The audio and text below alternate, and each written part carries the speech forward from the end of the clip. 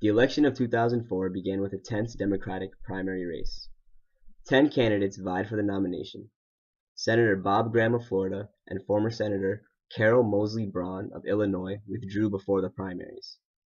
Majority Leader Dick Gephardt, Congressman Dennis Kuknick, Senator Joe Lieberman, and Reverend Al Sharpton all initially vied for the presidency, but withdrew shortly after. Prominent candidates included retired four-star General Wesley Clark, former Vermont Governor Howard Dean, and Senators John Edwards and John Kerry. For most of 2003, Howard Dean had been the apparent frontrunner for the nomination, performing strongly in most polls and leading the pack in fundraising. Dean, by the end of his campaign, was known for his famous speech after he won third in the Iowa polls.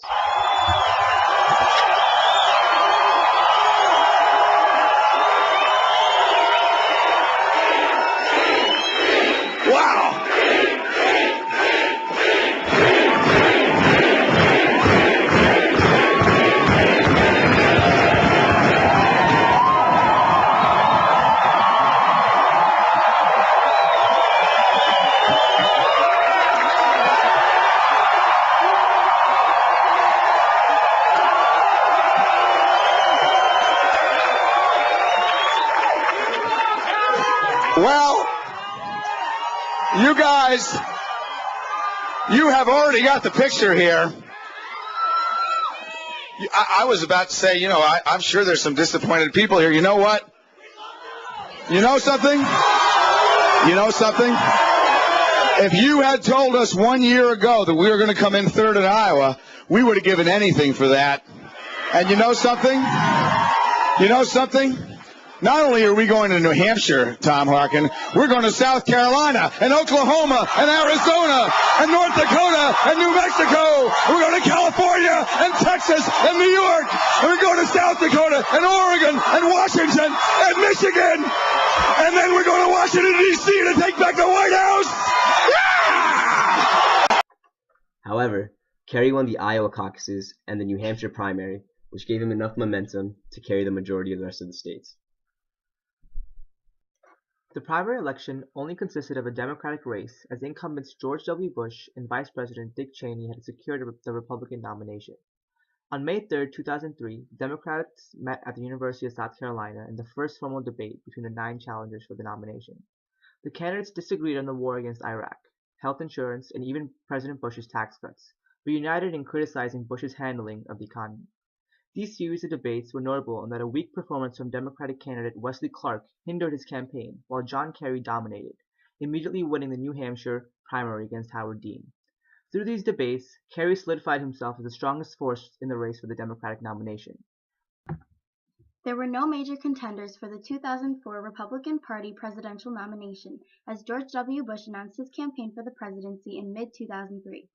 Although there were a plethora of challengers, many of them withdrew from the primaries, and those who did not proved to be no trouble, as President George W. Bush swept the nation in the primary elections, winning every state. In fact, this tradition for an easy primary win for an incumbent president became somewhat of a tradition, as the last incumbent president to be seriously challenged prior to 2004 was Jimmy Carter by Ted Kennedy in 1970. In the National Convention, the Democrats successfully passed a party platform document entitled Strong at Home, Respected in the World. This supported the defeat of terrorism on a global scale, the bolstering of world peace, and the strengthening of the military and homeland security. Domestically, the Democratic Party sought the creation of new jobs, support for the middle class, the strengthening of health care, and the improvement of education as a whole. Although many associate intervention in nations deemed terroristic such as Afghanistan and Iraq with the Republican administration of Bush, the Democratic Party platform of 2004 also supported these actions as they were thought of as protecting our nation. The Republican Party had successfully created a platform and political agenda for the election process, creating a document around double the size than that of the Democratic Party platform. This platform retained many of the traditionally conservative political points that the Republican Party bolsters, such as the promotion of abstinence and adoption rather than abortion, and loose environmental legislation.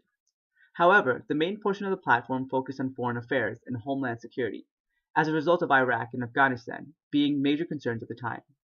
As a whole, the Republican Party platform of 2004 supported increased military intervention in the nations deemed to be a threat to national security and the significant buildup of funds that would further this goal of protection.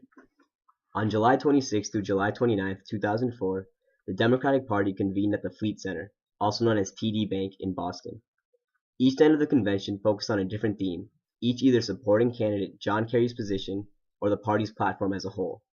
Barack Obama was the keynote speaker of the convention, who, in his speech, set the tone for the party platform. Here's a famous clip from the speech that would thrust Obama's political career into the spotlight.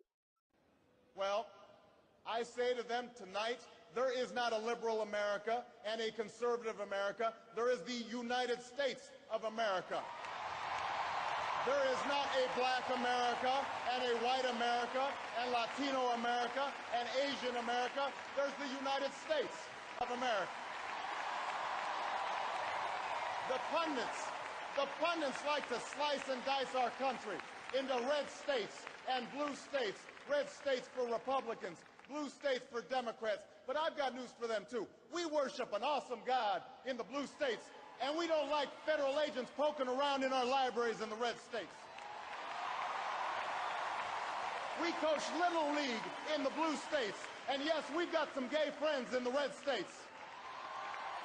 There are patriots who opposed the war in Iraq, and there are patriots who supported the war in Iraq. We are one people, all of us pledging allegiance to the Stars and Stripes, all of us defending the United States of America. Although not yet formally nominated for the vice presidency, John Edwards delivered his notable address, "To Americas." A relatively upbeat speech, the conclusion of the address was a chant that stated, "Hope is on the way." In this following clip, Edwards endorses Kerry at the convention.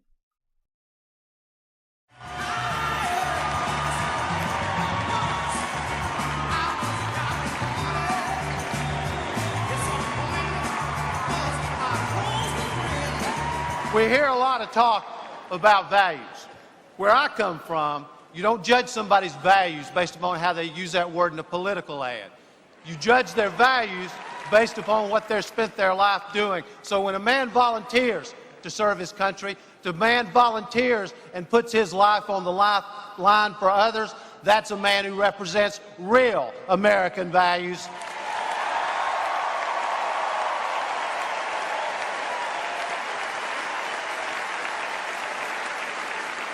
This is a man who is prepared to keep the American people safe, to make America stronger at home and more respected in the world.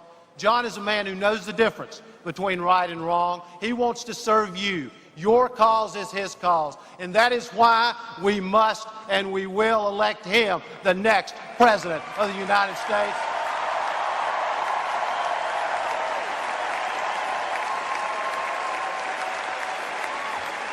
What John Kerry and I believe is that we should never look down on anybody. We ought to lift people up. We don't believe in tearing people apart. We believe in bringing them together. What we believe, what I believe, is that the family you're born into and the color of your skin in our America should never control your destiny. Join us in this cause. Let's make America stronger at home and more respected in the world. Let's ensure that once again, in our one America, tomorrow will always be better than today. Thank you, God bless you, and God bless the United States of America. Thank you. At its conclusion, the Democratic Convention nominated John Kerry as president and John Edwards as vice president. John Kerry, and I'm reporting for duty. The 2004 Republican National Convention was held August 30th to September 2nd, 2004, in New York at Madison Square Garden. The overall theme of the convention was fulfilling America's promise by building a safer world and a more hopeful America. The keynote speaker of the convention was Georgia Senator Zell Miller. Senator Miller was an interesting choice due to the fact that in actuality, he is a conservative Democrat who is not fully involved in the Republican Party.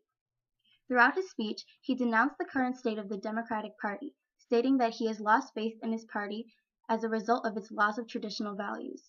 Other notable speakers include Michael Bloomberg, Mayor of New York City, and John McCain, a senator from Arizona and future presidential candidate. President George W. Bush was born on July 6, 1946, in New Haven, Connecticut, and grew up in Midland and Houston, Texas. He received a bachelor's degree in history from Yale University in 1968 and then served as an F-102 fighter pilot in the Texas Air National Guard. President Bush received a Master of Business Administration from Harvard Business School in 1975. Following graduation, he moved back to Midland and began a career in the energy business. In 1977, George W. Bush met and married Laura Lane Welch, a former teacher and librarian in Midland, Texas. The couple had twin daughters, Jenna and Barbara, in 1981. After working on his father's successful 1988 presidential campaign, President Bush assembled the group of partners who purchased the Texas Rangers baseball franchise in 1989. On November 8, 1994, President Bush was elected governor of Texas. He became the first governor in Texas history to be elected to consecutive 4-year terms when he was re-elected on November 3, 1998. Following these wins as Texas governor, George W. Bush vied for the presidency against Al Gore in the year 2000. He narrowly won the Electoral College vote in one of the closest and most controversial elections in American history. On a lighter note, Bush was notorious for his on-screen blunders. Here are some of his infamous clips. Rarely is the question asked, is our children learning? And you're working hard to put food on your family. I know the human being and fish can coexist peacefully. And so, in my State of the Union, or my speech to the nation, whatever you want to call it, speech to the nation, I asked Americans to give 4,000 hours over the rest of your life of service to America. That's what I asked. I said 4,000 hours. This frightens some in Washington because they want the federal government controlling the Social Security like it's some kind of federal program. It'll take time to restore chaos. There's an old saying in Tennessee, I know it's in Texas, probably in Tennessee, that says, "Fool me once, shame on you." If fool me, we can't get fooled again. Bush was instrumental in pushing forward legislation in education and national security, in bringing about tax reduction and allocating funds for global warming during his first term. He withdrew the United States from participation in the 1998 Kyoto Protocol on World Climate Change and from the 1989 Anti-Ballistic Missile Treaty, as well as withdrawing U.S. support for the International Criminal Court. But his legacy was defined by his response to the 9/11 attack on the World Trade Center. Dick Cheney was born in Lincoln, Nebraska on January 30, 1941, and grew up in Casper, Wyoming. He earned his bachelor's and master's of arts degrees from the University of Wyoming. His career in public service began in 1969 when he joined the Nixon administration, serving in a number of positions at the Cost of Living Council, at the Office of Economic Opportunity, and within the White House when Gerald Ford assumed the presidency in August 1974. In November 1975, he was named Assistant to the President and White House Chief of Staff, a position he held throughout the remainder of the Ford administration. After he returned to his home state of Wyoming in 1977, Mr. Cheney was elected to serve as the state's sole congressman in the U.S. House of Representatives, where he was re-elected 5 times. As Secretary of Defense from March 1989 to January 1993, Mr. Cheney directed 2 of the largest military campaigns in recent history, including Operation Desert Storm. For his leadership in the Gulf War, Secretary Cheney was awarded the Presidential Medal of Freedom by President George H.W. Bush on July 3, 1990. Cheney married his high school sweetheart Lynn Ann Vincent in 1964, and they had 2 daughters, Elizabeth and Mary. He would soon have 3 granddaughters and 3 grandsons. John Kerry was born in 1943 in Denver, Colorado. Kerry graduated from Yale University in 1966 and joined the U.S. Navy during the Vietnam War. He won the Silver Star, the Bronze Star, and 3 Purple Hearts in action in Vietnam, and returned home as a hero who then became an outspoken opponent of the war. He earned national attention for his testimony before the U.S. Senate in 1971. He attended Boston College Law School and worked as a prosecuting attorney in Middlesex County, Massachusetts, before jumping into politics. After 2 years as the state's lieutenant governor, John Kerry was elected to the U.S. Senate in 1984. He was re-elected in 1990, 1996, 2002, and 2008. In 1995, Kerry married Teresa Heinz, who is the widow of former Senator John Heinz and heir to the Heinz fortune. Kerry has 2 daughters from a previous marriage, Alexandra and Vanessa. Democratic politician John Edwards was born in Seneca, South Carolina on June 10, 1953.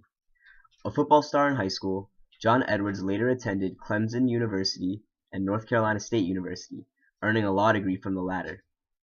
John Edwards married Elizabeth Anania on July 30, 1977, before later getting divorced in 2010 following his admitted affair with another woman. After years of law practice, Edwards ran and won a Senate election in 1998. However, he only served one term, announcing his retirement from the Senate prior to the election of 2004, in which he sought the presidential nomination, but was earned the vice president position under Kerry.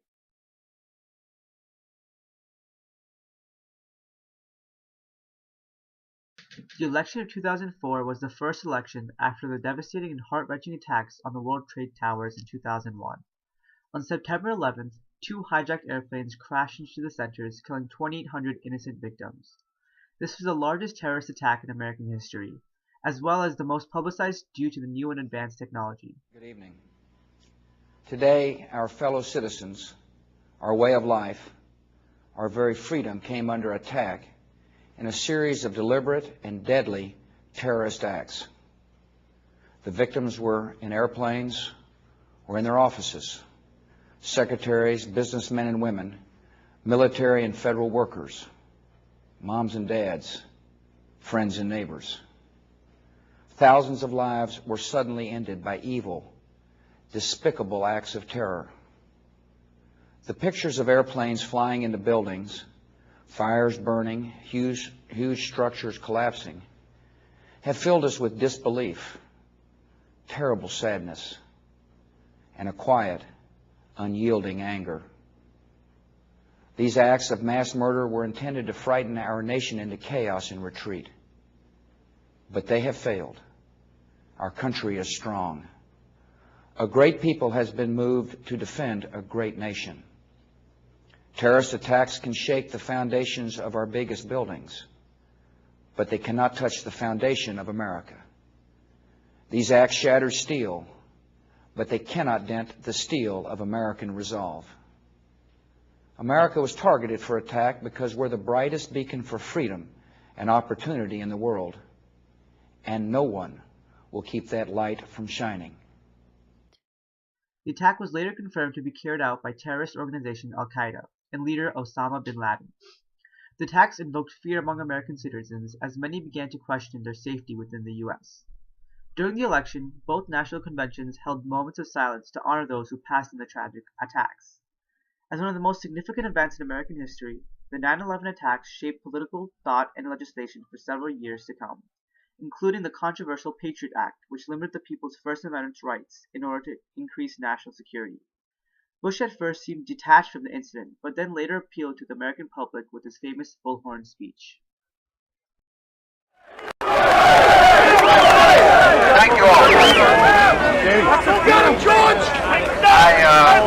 I want you all to know, you can't go any louder. I want you all to know that America today is on bended knee in prayer for the people whose lives were lost here, for the workers who work here, for the families who mourn. This nation stands with the good people of New York City and New Jersey and Connecticut as we mourn the loss of thousands of our citizens. I can hear you!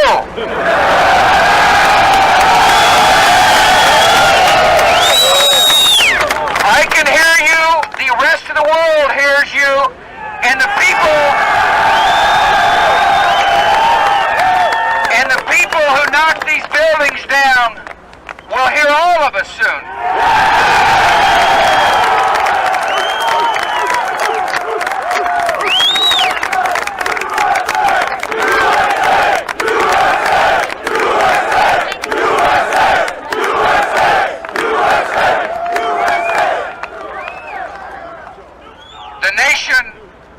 The nation sends its love and compassion.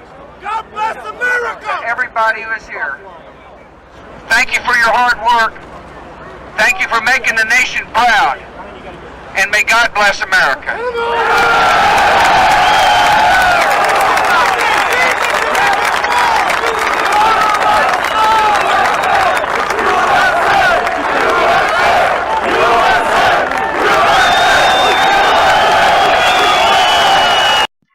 On a lighter note, in the year 2004, Britney Spears was the most searched name on Google.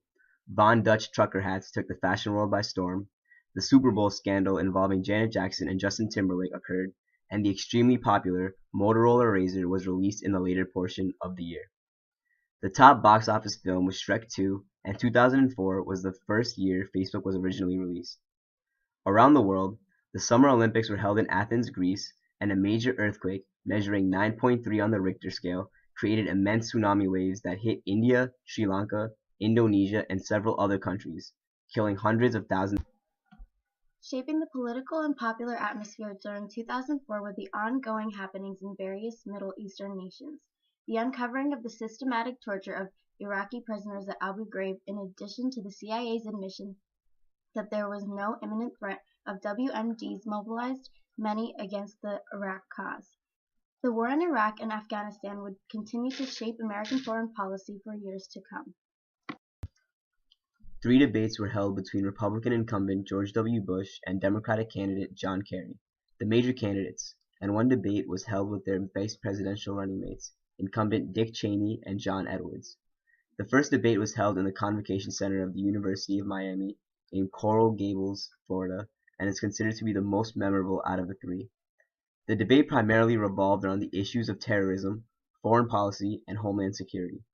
Overall, critics rated that Kerry had won the debates due to his decisive stance on domestic issues and Bush's greatly criticized scowling and long pauses. The debates provided a new surge for the Democratic Party as Kerry tried to catch up in the polls. Here are some clips from the debates. Powell helped set up that summit. 30 seconds, Senator. The United Nations, Kofi Annan, offered help after Baghdad fell. And we never picked them up on that and did what was necessary to transfer authority and to transfer reconstruction. It was always American run. Secondly, when we went in, there were 3 countries, Great Britain, Australia, and the United States. That's not a grand coalition. We can do better. 30 seconds. Well, actually, you forgot Poland. And now there's 30 nations involved, standing side by side with our American troops. And I honor their sacrifices, and I don't appreciate it when a candidate for president denigrates the contributions of these brave soldiers. You cannot lead the world if you do not honor the contributions of those who are with us. He called them the coerced and the bribed. That's not how you bring people together. Our coalition is strong. It'll remain strong for so long as I'm the president. We're going to build alliances. We're not going to go unilaterally. We're not going to go alone like this president did. Mr. President, let's extend for a minute. Let me just one point. I got to answer this. Exactly. And with reservists being held on duty. Let me answer this, what he just said about Well, I going wanted to get alone. into the issue You of the tell backdoor Tony draft. Blair we're going alone. Tell Tony Blair we're going alone. Tell Silvio Berlusconi we're going alone. Tell Alexander Kwasniewski of Poland we're going alone. Got 30 countries there. It denigrates an alliance to say we're going alone, to discount their sacrifices. You cannot lead an alliance if you say, you know, you're going alone. And people listen. They're sacrificing with us. Senator? Mr. President, countries are leaving the coalition, not joining. 8 countries have left it.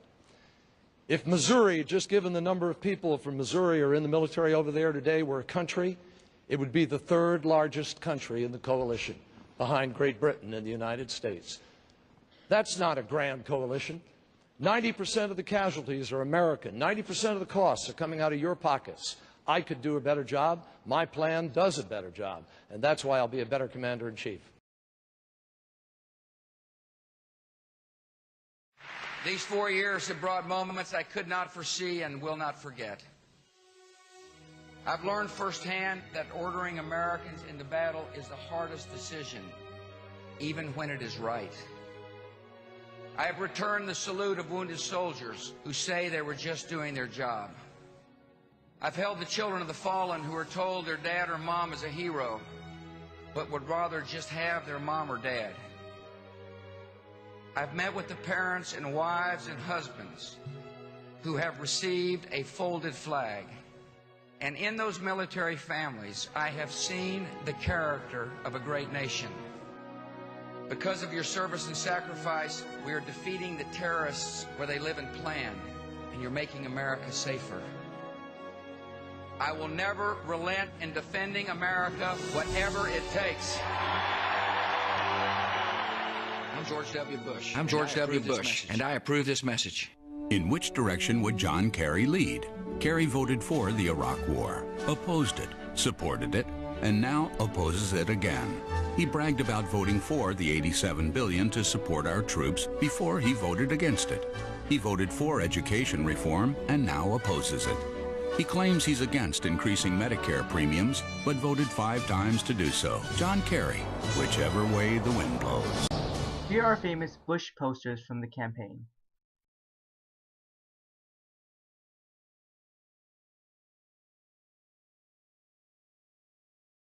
He was born in an Army hospital in Colorado. His father was an Army Air Corps pilot.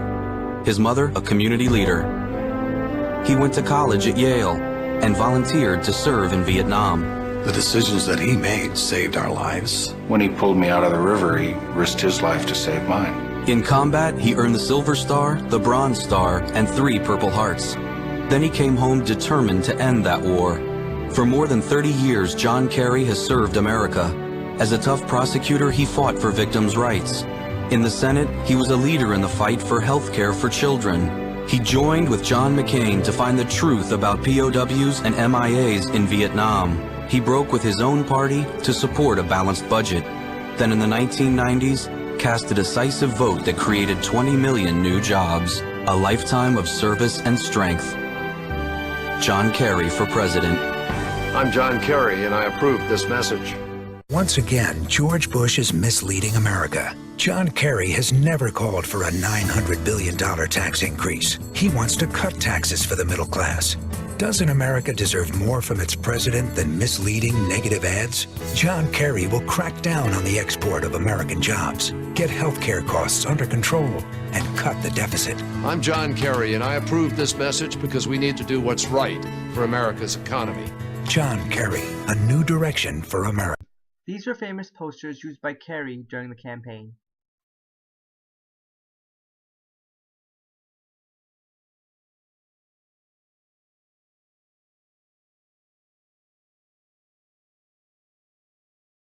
President of the United States, together with his wife Lynn Cheney.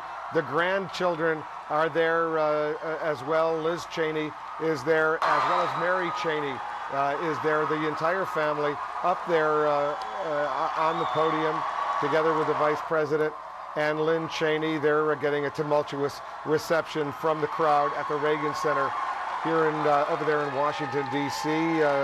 Interesting that, Judy, the entire family, extended family, if you will, is up there, including both daughters of the Cheneys. Following the extremely close and controversial election of 2000, the results of the election of 2004 seemed uncertain. However, after all was said and done, incumbent George W. Bush pulled out with the victory. Bush's margin of victory in the popular vote was the smallest ever for a re-elected incumbent president. Bush obtained 62,040,610 popular votes, equaling 50.7%, while Kerry obtained 59,028,444 votes, equaling 48.3%. The electoral map closely resembled that of 2000, with only 3 states changing sides. New Mexico and Iowa voted Republican in 2004 after having voted Democrat in 2000, while New Hampshire voted Democrat in 2004 after previously voting Republican. In the Electoral College, Bush received 286 votes to Kerry's 251. It has been my special privilege to serve as Vice President alongside this exceptional American. He's a man of deep conviction and personal kindness. His leadership is wise and firm and fearless. Those are qualities that Americans like in a president, and those are the qualities we will need for the next 4 years. If ever a man met his moment as leader of this country, that man is George W. Bush.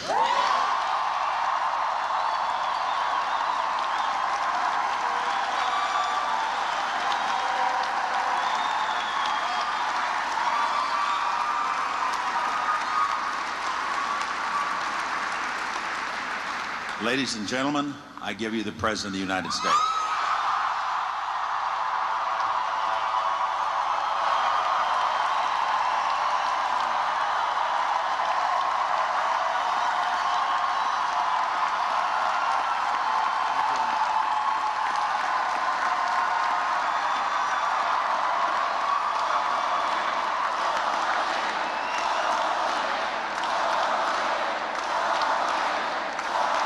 Thank you all. Thank you all for coming. We had a long night and a great night.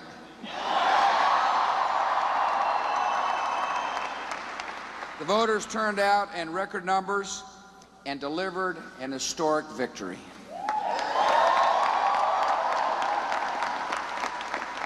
Earlier today, Senator Kerry called with his congratulations. We had a really good phone call. He was very gracious. Senator Kerry waged a spirited campaign, and he and his supporters can be proud of their efforts.